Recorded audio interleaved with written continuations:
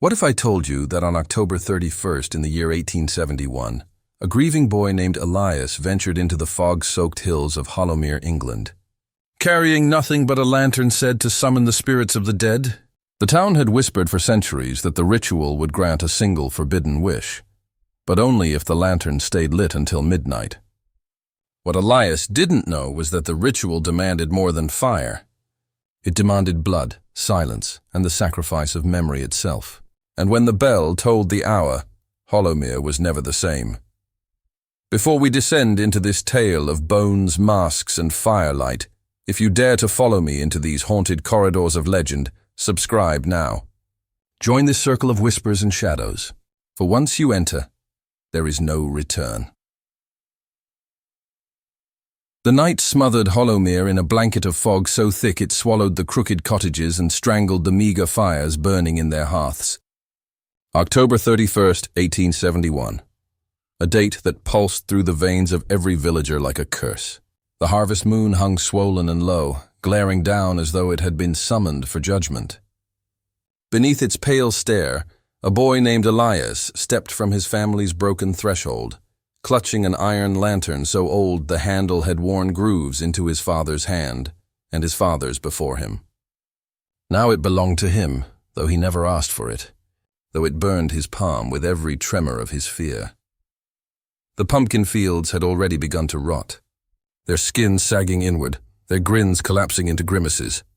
Scarecrows stood among them like watchmen abandoned by God, their straw faces twisted, their hollow sockets gazing too intently upon the boy. Elias kept his eyes down. He dared not meet their stare. His breath hung in the cold air, catching against the silence of a village that no longer spoke his name. For Elias was the chosen one this year, marked after his mother's death, or perhaps because of it. The elders had whispered to him in low, rusted voices, "Keep the lantern burning until the final stroke of midnight, and your wish may be granted." But never, they warned, never let the flame die, and never look behind you when the chant begins. Elias had agreed, though his heart had not.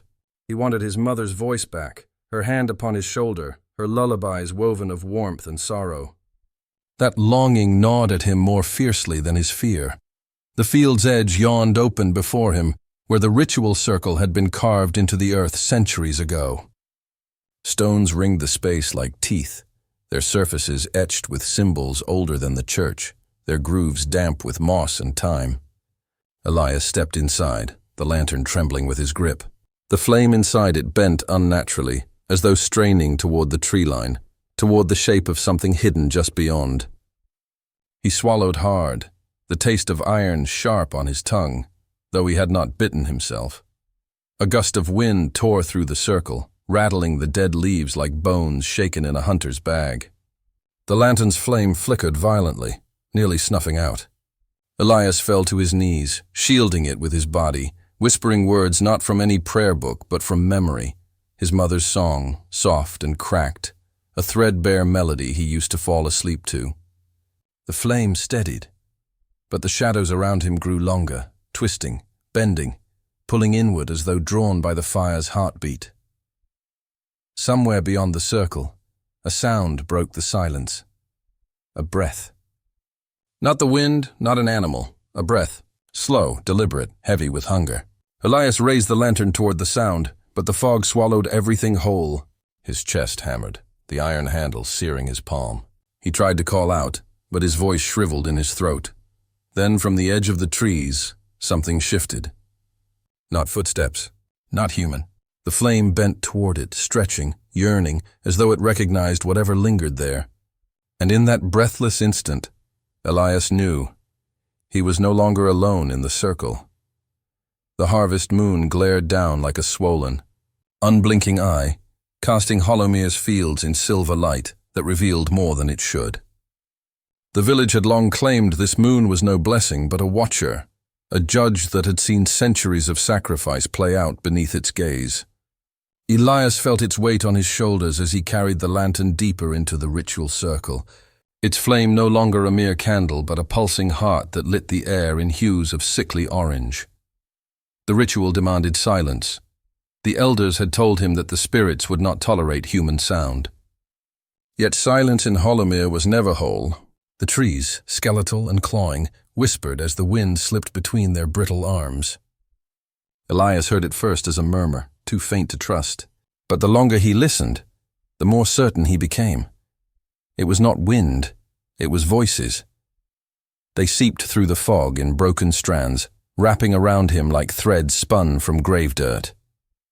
Some were sharp, like children calling his name from across the field. Others were low, drawn out, heavy with sorrow. His mother's voice, cracked with the strain of her final coughs. He froze, blood pounding in his ears, the lantern nearly slipping from his trembling hand. He wanted to call back to her, to run toward the sound, but the warning pounded louder in his skull. Never break the silence. Still, the voices grew bolder. The children's laughter twisted into cries. Their syllables stretched until they became chants. His mother's weeping rose to a scream so sharp it cut through the fog like a knife. Elias staggered forward, covering his ears, but the sound was inside him now, humming against his ribs, pressing into his teeth. The lantern flickered violently, then steadied, burning brighter, as though feeding on the torment. At the center of the circle loomed the altar, a slab of blackened stone, cracked but unbroken, its surface damp as if slick with sweat. Elias approached cautiously, his bare feet sliding across the chilled soil. When he raised the lantern, the flame painted the stone with trembling light, and he saw the carvings. Names, dozens of them, gouged deep into the surface. He leaned closer. The letters were jagged, uneven, carved by unsteady hands. Some names he recognized, surnames still whispered in Hollowmere's cottages, ancestors long buried. The further down he traced, the fresher the carvings became, their edges still sharp, as though no moss or rot dared to claim them.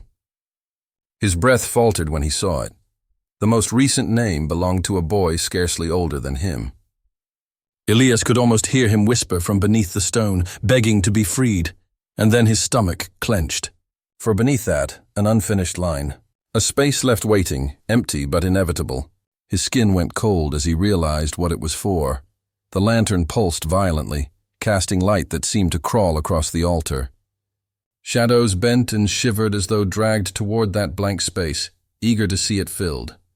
And before Elias could step back, before he could even breathe, the sound of scratching filled the air, the stone carving itself.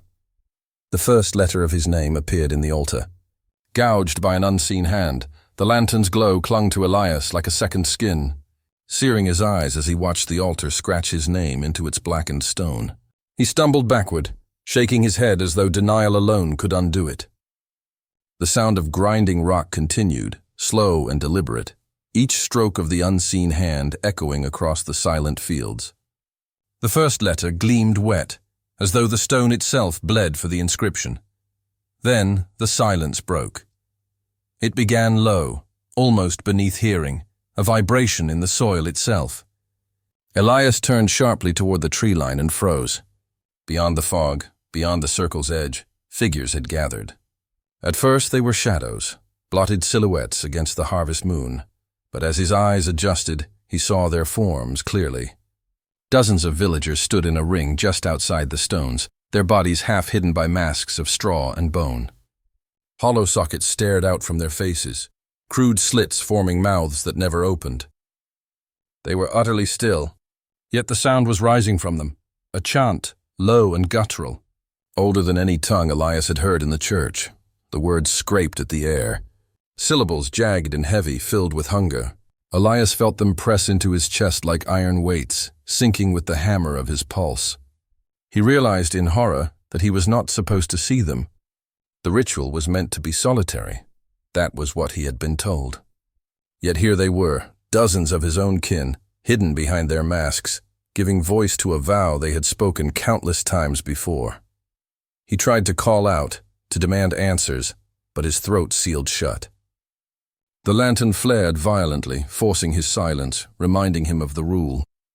He clutched it tighter, though the handle scorched his palm. Burning deeper with every heartbeat, the chant swelled, rising and breaking like a tide, the syllables churning into a roar that filled every hollow of the night. It was no prayer.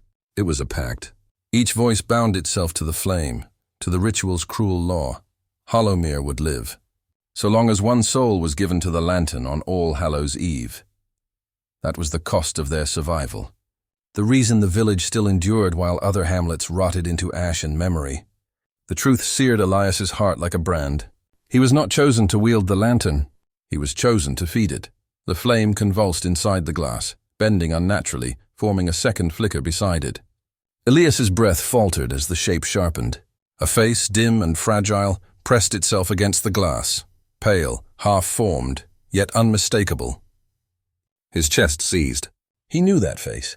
He would have known it in the dark, in silence, even beyond the grave. It was his mother. Her eyes locked onto his, hollow and endless, her lips moving in desperate rhythm. The chant of the villagers thundered around him, drowning everything else. Yet he could see her mouth shaping his name. Her expression was wrong, pulled too tightly. Her smile stretched into something grotesque, but he could not look away. The flame flared, her image sharpening, her eyes widening, as if she were trying to warn him of something far worse than the villagers, far worse than the ritual. Elias staggered closer to the lantern, heart thrashing, straining to hear her. And then, without warning, the chant stopped. The silence fell like a blade, severing the air. The masked villagers stood unmoving, their hollow faces turned toward Elias, their gaze heavy, unyielding. The only sound was the whisper of his mother's, lips inside the flame. The lantern burned hotter than fire should burn, its glass trembling as though it were filled not with light but with breath. Elias staggered, his palms blistering as he held it closer. His mother's face stared back at him, pale and wavering, yet horribly clear. Her lips moved, forming his name again and again, though no sound escaped. Her eyes were hollow wells, reflecting the orange flicker of the flame, and though her smile curved upward, it carried no warmth. It was a rictus, a grin that did not belong to her. He sank to his knees, choking on the smell of scorched earth and withered leaves. The ground beneath him seemed to pulse, damp soil rising and falling, as though the field itself was breathing. He wanted to close his eyes, to turn away, but grief bound him tighter than fear ever could. This was what he had wished for, wasn't it? To see her again, to be given one more chance to hear her voice. His hands trembled as he reached for the glass, ignoring the blistering heat, desperate to bridge the gulf between the living and the dead. But as his fingertips brushed the trembling lantern, her smile widened. Too wide. Her teeth sharpened into points of shadow. Her head tilted, snapping into an angle that no neck could bear. The flame flared, and for an instant, her face split into dozens of others. Children he did not know, men with hollow eyes, women whose mouths stretched in silent screams. All of them flickered across the glass, overlapping, melting into each other, until only the hunger in their stares remained. The villagers' chant shifted behind him, no longer low and guttural, but twisted into cruel laughter. Elias spun toward the tree line, but the masks did not move.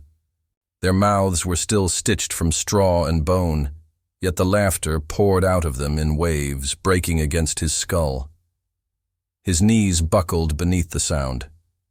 His mother's voice, or something wearing her shape, drowned beneath the rising cacophony, her face twisting, contorting, sharpening until even memory could not soften its horror. The lantern grew heavier in his grasp, dragging him down. Its glow spilled outward, igniting the grass in a circle around him. Flames licked upward, curling into the fog, yet no smoke rose. The air thickened with the taste of ash, coating his tongue, his throat. He coughed until his chest rattled, but still he held fast to the lantern, unable to release it. Her face filled the glass again, but now it was wrong, impossibly wrong. Her eyes rolled white, her jaw unhinged wider than it should, lips curling into a cavern of darkness. From within that void, voices spilled out, not hers, but dozens layered on top of each other, whispering, screaming, clawing for release. His name thundered from every mouth, every tongue, every shadow. Elias screamed back, but no sound left his body. His throat tore with the effort, yet silence bound him. The villagers' laughter fell dead. The fog thickened. The only sound was the lantern, hissing like breath pressed against glass. And then the whisper came again. Not from his mother. Not from the faces, but from something deeper inside the flame. Closer! Elias awoke sprawled on cold stone, though he did not remember collapsing. The world pressed in heavy and slow, like waking beneath a river. His fingers twitched, reaching instinctively for the lantern. It lay beside him, its glow no longer fragile but dense, thick, a weight upon the earth. The glass seemed darker now, as though filled with ash and bone dust instead of light. When he lifted it, he nearly staggered. The flame within throbbed like a beating heart. He raised it toward the altar and froze. The names carved into the black stone no longer rested quietly. They bled. Dark rivulets oozed from each gouged letter, trailing down the slab to pool at its base. Elias stumbled backward, but the sound pursued him. A wet, grinding scrape as a new name forced itself into the altar's flesh. His name. The letters carved themselves in jagged lines, sparks spitting from the grooves, as if the stone resisted its own fate. The sound grew louder than thunder, the final stroke echoing through the field like a church bell. Elias's knees buckled. He pressed his palms to his ears, but the ringing burned inside his skull. The lantern answered. He saw his reflection in its trembling glass, yet the boy staring back was not entirely him. His eyes had blackened, pools of ink without whites, and his skin carried a pallor that whispered of graves. He gasped, staggered back, dropped the lantern, yet it did not fall. It clung to his grip, iron fusing to flesh, handle embedding itself deeper into his palm. The pain ripped through him, white hot, but no scream left his throat. Silence held him fast. From the woods, figures began to emerge. One by one, the villagers stepped from the fog, their straw and bone masks gleaming beneath the moonlight. They moved with terrible stillness, feet gliding without sound, bodies unbent by time or wear. They circled him slowly, forming a ring within the stones, their hollow sockets turned toward the altar. Elias tried to beg, but only a rasp escaped, broken and useless. His voice had been stripped from him, stolen the moment his name carved into stone. The lantern grew heavier, dragging his arm downward until he thought his shoulder would tear free. The flame inside writhed, swelling, pressing against the glass as though eager to burst free.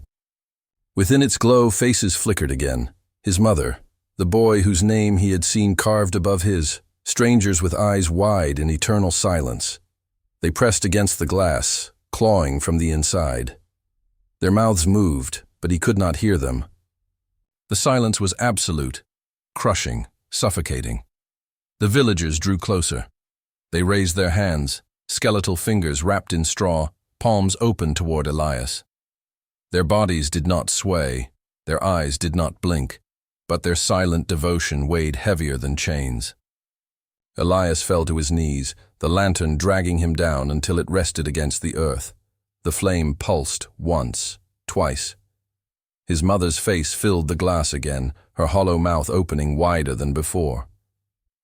From the abyss inside her throat came a shape. Something moving, crawling, pressing forward. The glass began to crack. Dawn came to Hollowmere like a lie, pale and bloodless, dragging its light across roofs sagging with rot and fields that smelled of damp decay. Yet for all its brightness, no warmth followed. The church bell tolled the morning hour, each strike hollow, carrying across the valley like a death knell. The villagers stirred from their cottages, their faces lined with years of hunger and grief, their masks tucked back into drawers, cupboards, and beneath floorboards. No one spoke of what had transpired beneath the harvest moon. They never did. Elias was gone. In his place, the lantern rested in the altar's hollow, its glass intact though streaked with fresh cracks, glowing faintly even in the sunlight. The villagers walked past it as though it were no more than another stone, though, Some averted their eyes, trembling when the flame bent toward them. They had seen this before, generation after generation, each year devouring one of their own. Yet something was different. The flame had burned too brightly this time. The boy had resisted longer than the others. The pact had been fed, but balance trembled. Children were warned away from the altar, though curiosity burned sharper than fear. By noon, whispers spread that two had dared to venture close. They swore they saw a figure pacing inside the flame, a boy, his face warped, hands pressed against the glass, his mouth open in an eternal cry no sound could reach. Their parents struck them for telling such tales, but even punishment could not erase the fear that lingered in their eyes. At dusk, as families lit their carved pumpkins to ward off wandering spirits, Hollowmere's cottages glowed with weak, flickering light. But in one home, Elias's abandoned cottage at the edge of the fields, a lantern flickered in the window. Its glow was unnatural, too steady, too alive. Neighbors swore no one had entered since the boy's departure, yet the light burned on, casting his crooked shadow across the walls, pacing, as though still waiting for release. The villagers tried to carry on. The harvest rotted too quickly, the scarecrows leaned unnaturally close over the fields, and the fog thickened with each nightfall. Still they clung to their silence, their pact. Survival had always come at a cost, and Hollowmere had long learned to bear it. But that night, when the moon rose thin and sharp, something shifted. The lantern on the altar hissed softly, almost like breath. The flame bent, not toward the villagers, but toward the village itself, as though marking every cottage, every face. An old woman, who had seen more rituals than most, swore she heard it whisper her name as she passed. She stumbled home clutching her chest and died before dawn. By morning, no one dared walk near the altar. The flame glowed steadily, a watchful eye that refused to dim. The pact had been made, the sacrifice complete. Yet the silence that had once followed now felt heavier, charged, as though the air itself were waiting for something. That night, the lantern in Elias's window burned again. Only this time the light spread through every window of the house, though the cottage stood empty, and no one dared go near. Time in Hollowmere did not pass. It withered. Seasons bled into one another, but every year was measured not by the turning of leaves or the thaw of snow, but by the shadow of October 31st.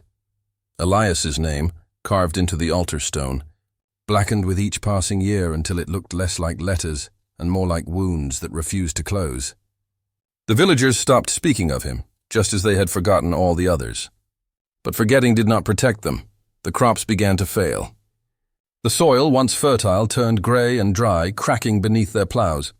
Scarecrows in the fields sagged with age, but each autumn they seemed to lean closer toward the cottages, straw fingers twitching in the wind. Children swore they whispered, their stitched mouths tugging open as the harvest moon rose. The villagers silenced them with fear, but at night, even the elders pressed their ears to the shutters, listening for words they dared not name. Storms battered Hollowmere year after year. The church, already frail, split in two beneath lightning that struck its steeple. Rain poured through its shattered roof, drowning the pews, washing away the hymns painted on the walls. Still, every October, the villagers dragged their weary bodies back to the altar. They lit the lantern, chanted their pact, and surrendered another life to the flame. For a time, it seemed enough. But Elias lingered. Travelers passing through Hollowmere began to tell stories of a boy's shadow that walked the hills, lantern in hand, pacing along the ridges even when no light touched the land. Others swore they saw him standing in windows of cottages long abandoned, his eyes burning like coal. The villagers themselves avoided these tales, but their silence was no denial. They knew. The flame had never consumed him entirely. It had left pieces, jagged, restless, dangerous. As decades slipped into ruin, the ritual weakened. The lantern's flame grew unstable, no longer content to remain in its prison. On the nights of October 31st, firelight spilled beyond the glass, seeping into the soil, writhing like worms beneath the fields. Pumpkins blackened and collapsed before the hour struck midnight, their carved grins melting into shrieks. The scarecrows no longer needed wind to move. They turned their straw heads on their own, their shadows stretching toward the altar. By the final generation, Hollowmere was more ruin than village.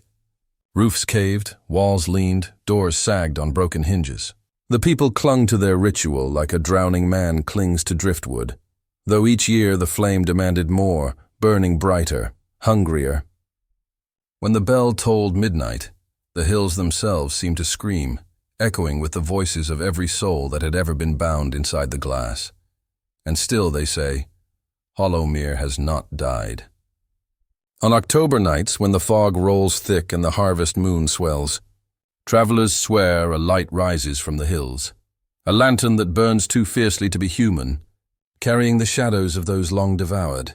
Some claim it is Elias himself, walking forever, his name etched not only in stone, but in the marrow of the land. They say when the final stroke of midnight comes, Halloween will no longer belong to the living. It will belong to Hollowmere, and still the lantern waits.